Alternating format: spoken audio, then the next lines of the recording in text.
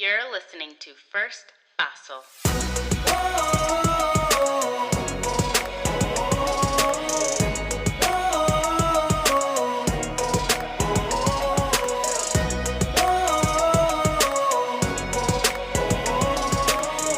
Because sometimes you simply need someone to help you take that first fossil. Hello and welcome to First Fossil, a show where we learn together how to take that first fossil toward becoming the best versions of ourselves.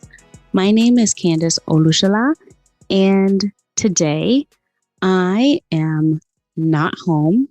I'm actually in Ottawa, Tennessee, down the road from my alma mater, Southern Adventist University, where I got my bachelor's in chemistry with an emphasis in biochemistry back in 2013. And I'm visiting a friend and her husband and her darling two daughters, just wanting to get away.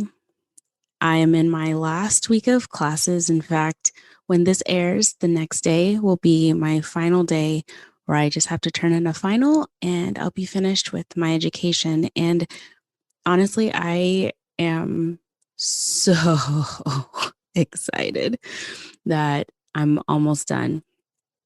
I've been in school since I was four. And my mom was definitely basically homeschooling me before that. So I don't know what it's like to take a break longer than the summer between college and getting some prereqs to apply for pharmacy school. I don't really know what a long-term break from education looks like, but I'm excited because I'm going to use the time that I was studying and all that stuff to build my brand.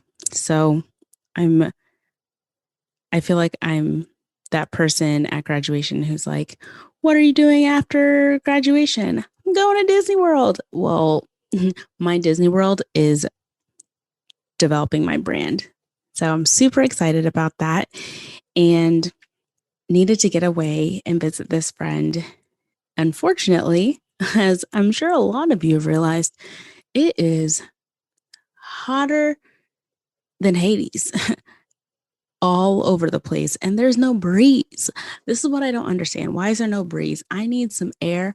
I feel like the Lord is trying to catch our attention and is like, I feel like y'all don't want to be in hellfire. And let me just give you a little taste of that. And so he just cranked up the AC. He didn't turn on no AC. What am I talking about? He turned up the temperature to 90 degrees and was like, humidity of 500%, wind 0. Like it's like breathing a block of cheese, vegan cheese. And you know that stuff doesn't melt, y'all. The struggle is real. Or like breathing tofu. It just sits there. It just sits there. I can't breathe, y'all. I'm tired. I can't. I'm suffocating. That's what I'm trying to tell you. I'm suffocating, and I hope that I don't pass out in the middle of recording this episode. So hold me together, Jesus. Jesus be a fan. Okay, so today's topic, I figured I'd cover something as I am finishing my program that speaks to me.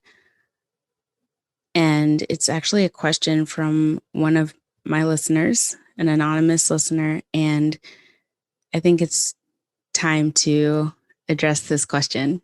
It's actually the perfect time. So the question that she posed is, what would you tell your younger self knowing all that you know now? It's an interesting time to address this question, looking back on where I've been, opportunities that have come my way throughout my whole life, circumstances that have shaped me and my worldview. And so I've written down a few things that I believe would really, I don't know if 4-year-old Candace, I always refer to her when I think back on my life.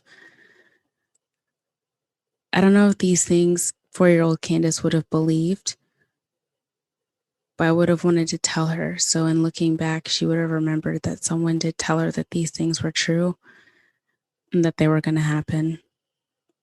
So some of those things, I can't think of all of those things because that might as well be another podcast episode in the future where I really unpack my story. But one thing I would say to her,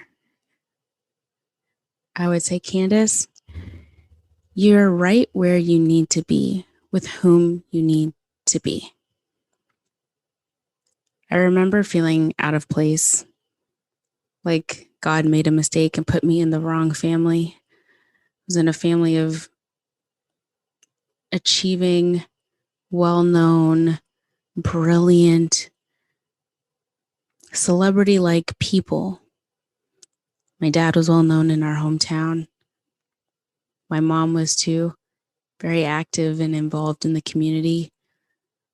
My older brother, he set a tone of greatness.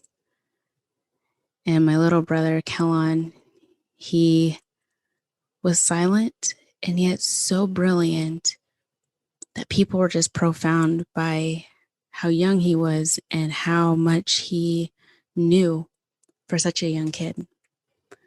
I didn't necessarily feel as though I fit into that narrative. I didn't feel as brilliant. I didn't feel as beautiful as I saw them to be. I felt overlooked. And I had that sense of being misplaced. And now I had to figure out how to make people think I was a part of a family that I didn't feel a part of. That I was in a town that didn't really care about me. And that the only validation I had was my attachment to who I was related to. Which leads to the next thing I would have told myself, which is, Candace, you're not a jester. I was very sad growing up. I actually had depression. And I used my humor as a way to mask how I was feeling inside. I didn't really want people to know that I was sad because when they did, they looked at me and treated me weird. So I'd rather make you laugh than let you see me cry.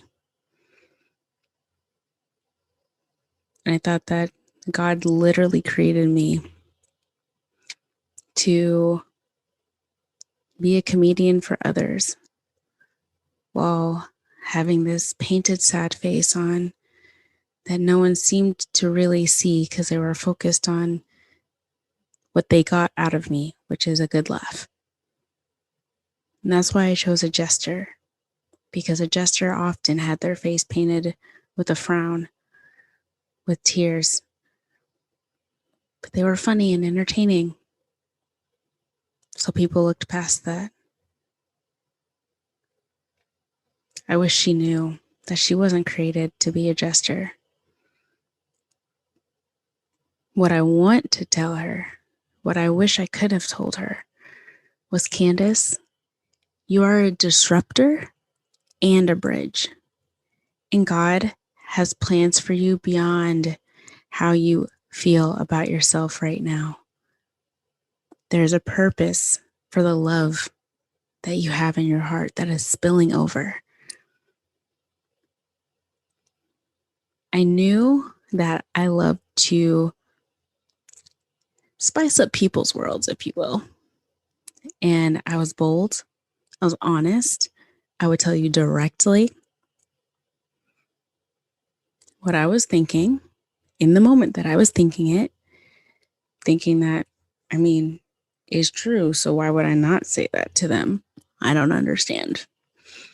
Well, at the same time, I had opportunities to connect with a lot of people and really understand their worlds. And so when people or groups of people either didn't know each other or I saw that they weren't understanding each other, I tried to find ways to help them understand one another, starting with my brothers.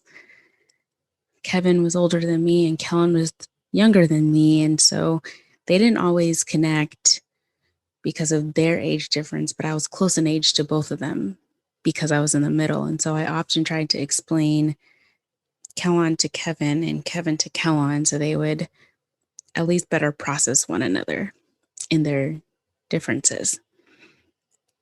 And I used that throughout my whole life. So sometimes I would come in and shake up your world and then build a bridge, a different structure that you could walk across and say, oh, okay, I get it. And I do that to this day. I'm bold, I'm honest, I'm direct, but I'm also compassionate and empathetic and caring. If someone had told me that those unique qualities of myself were going to be used for my profession as a pharmacist, now as a public health professional, and even a content creator, I would not have believed you.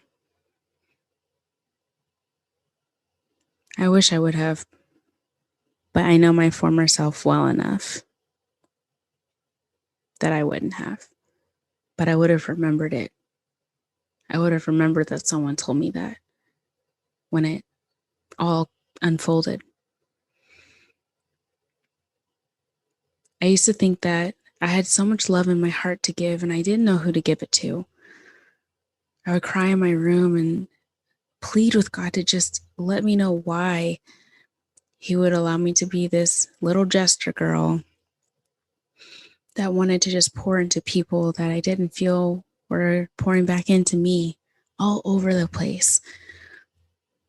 What was I supposed to do with this love that was spilling out of me? It felt like it was just spilling out onto the floor. And God, over decades of patience with me and healing and restoration, He showed me exactly where that love is supposed to go, into the world around me. And know that love isn't always sweet and kind. Sometimes it's direct and bold.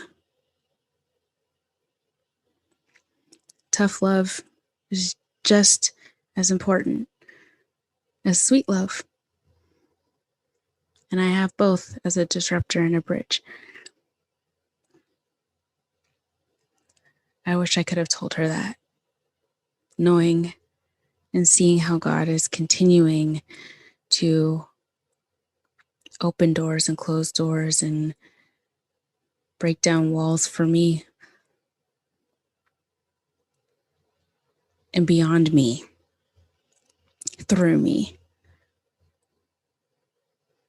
I wish I had known that.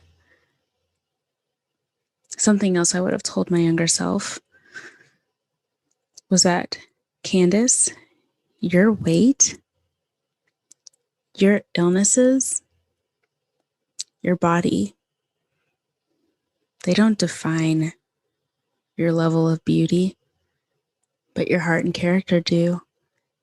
And girl, you're golden. I battled with my weight since I was in second grade. I still battle with my weight. I thought that my weight defined the beauty that people saw in me. And I was always sick growing up, which I think most people don't even know about me. But man, I faked it. I faked it hard. And my family knows in and out of doctors, trying to find specialists to figure out what was wrong. To this day, I battle with my health still, but it doesn't hold me back.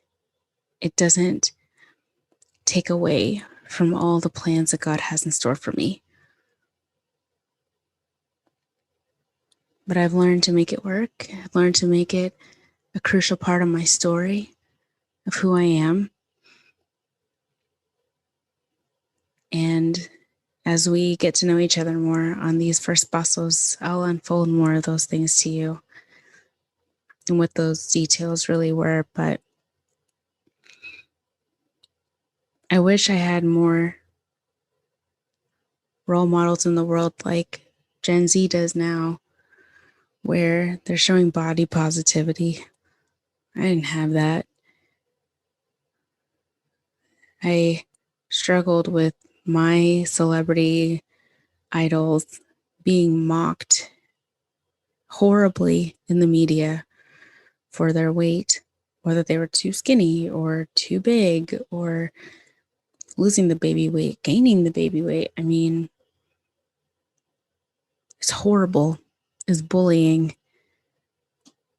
It's absolutely disgusting that the media often minimalizes women specifically down to their body shapes and sizes.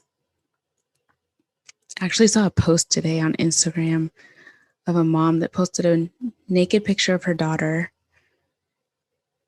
as a baby with rolls, and she put the word cute. And then the mom posted a picture sitting in the same crouched position as her baby girl, naked with her rolls, and she put cute. And she said, as babies, we often tell little children that their rolls are so cute. So I think my adult self deserves the same type of energy. And I should have. I wish I focused more on being healthy, striving to be a healthy person versus just trying to be small. Because I've been small and unhealthy. It didn't change my love for me. It didn't change my heart for who I am. It just made me thin. There's so much more to me than my body. It's my soul.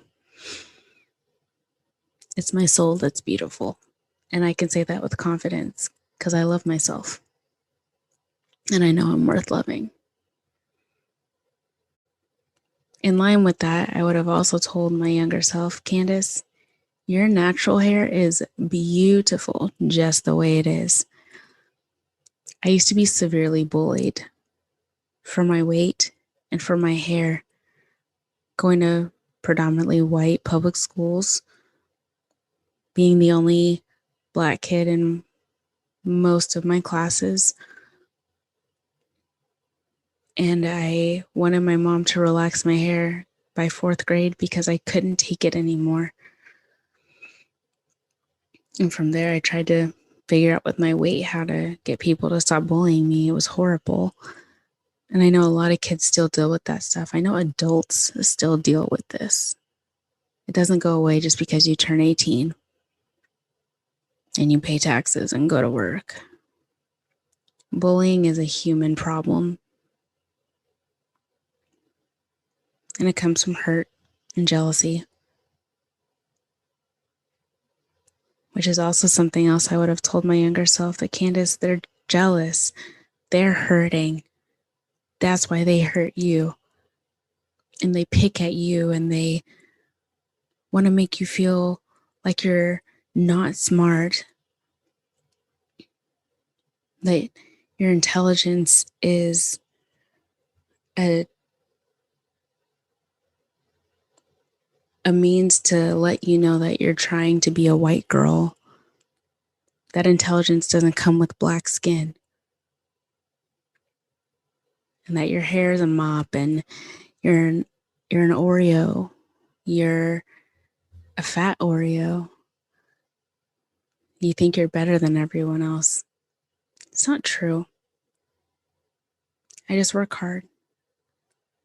I have immigrant parents who fought to be here. They still fight to be here. They're not always treated fairly. And I saw that. I wanted to honor that. And I liked being smart. I used to like my hair. And I didn't think about my weight before second grade. I just enjoyed me as best as I could. But bullies really took that from me. And they shouldn't have.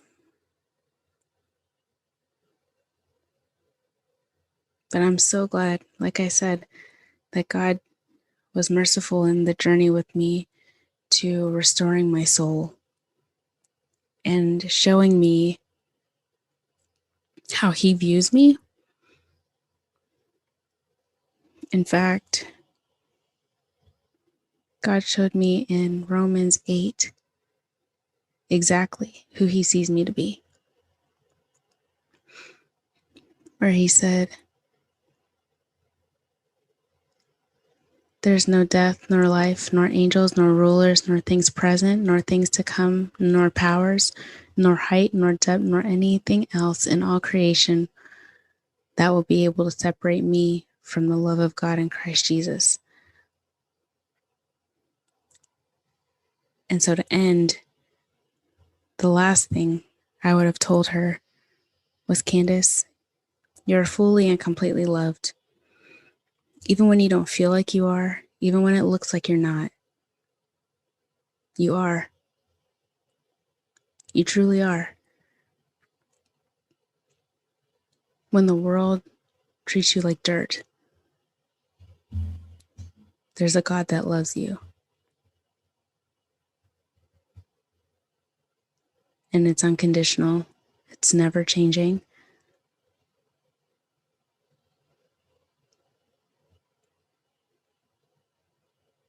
And it's real. It's real, it's honest, and it's true." Now I know that not everyone that listens to my podcast believes in God.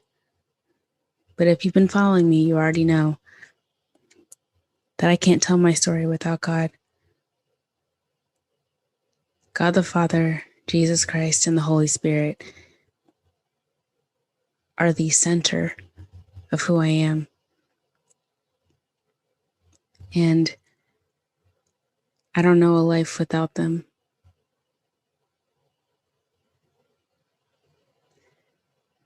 And so I can't apologize for sharing God with you.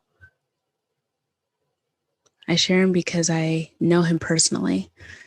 I know them personally. And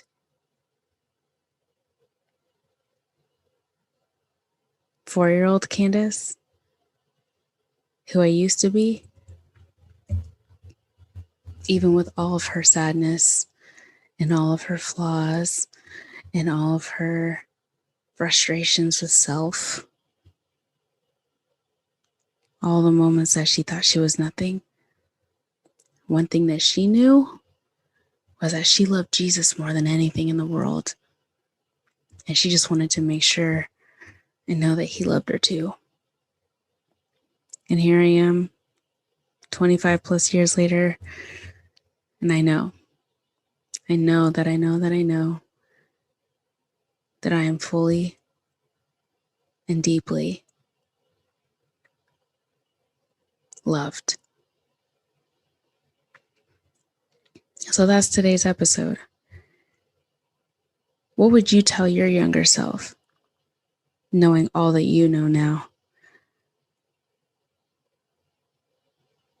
How would you encourage who you used to be in your younger years to go places you're trying to be today? I hope you get to sit in that space for a while. Think on those things. And I hope that you fall in love with yourself if you haven't already. Because I don't know you personally, but I have a feeling and I have proof that you are fully and completely loved. So that is today's episode. If you have any topics, questions that you want shared in the future, just let me know and we'll address them together. We'll walk through this life, encouraging one another, supporting one another, lifting each other up, taking it one day at a time, one paso at a time. And like I said before in last week's episodes, my website and brand is transforming. So some things are on pause right now, and that's okay because I'm ready to show you guys the real me. And I want to do that with intentionality. Not that I haven't been showing you guys the real me, but just a fuller picture of what that looks like. And so enjoy these episodes as you wait to see their social media and content creation, how I want to share myself with you guys so that way you know that you have a friend to reach out to. Speaking of which, you should text me. All of you guys should text me. My number is 859-800-3396. I'll get back to those messages as they come in. I love hearing from you guys personally, and it's a great way to ask questions. And if you're not comfortable with that, you can always email me at hola, HOLA, at firstpaso.com and send your stories, send your thoughts, send your questions. And of course, you can tag me on social media at First Paso. So until next time, guys, you take care. Please stay hydrated. It's too hot. It's too hot. Sit in front of a fan. Blow on yourself. Whatever you do, brush your teeth before you do that. Just fair warning. And stay cool. Take a nice bath or something. But enjoy the life you have. And take care. Love you guys. Bye.